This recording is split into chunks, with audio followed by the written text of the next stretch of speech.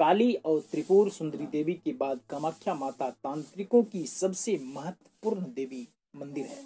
कामाख्या देवी की पूजा भगवान शिव के नववधु के रूप में की जाती है, जो मुक्ति को स्वीकार करती है और सभी इच्छाएं पूर्ण करती है।